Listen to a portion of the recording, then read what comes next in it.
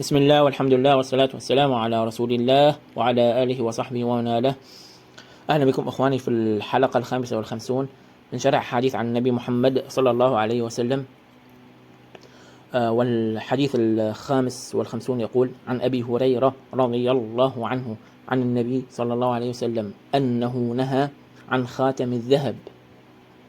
متفق عليه. العناوين المقترحة لهذا الحديث: حرمة الذهب، أو من المحرمات على الرجال. أبرز القيم لهذا الحديث: قيمة الرجولة وترك التخنث. ثانيا، قيمة الالتزام بالشريعة وترك الهوى.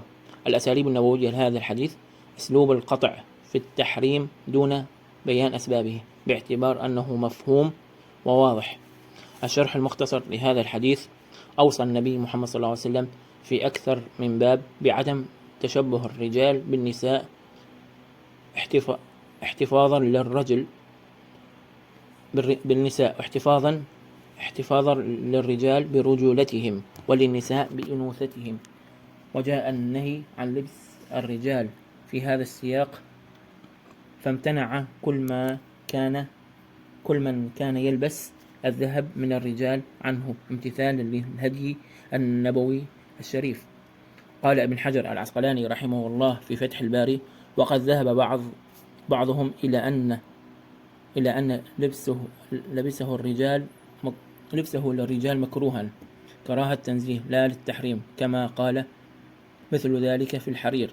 وقال ابن دقيق العيد رحمه الله: هذا يقتضي إثبات الخلاف في التحريم، وهو يناقض القول بالإجماع على التحريم، ولا بد من اعتبار وصف كونه خاتما. قلت: التوفيق بين الكلامين ممكن بأن يكون القائل بكراهة التنزيه انقرض واستمر الإجماع بعدمه على التحريم. والله تعالى أعلم، والسلام عليكم ورحمة الله تعالى. نراكم في الدرس القادم بإذنه تعالى.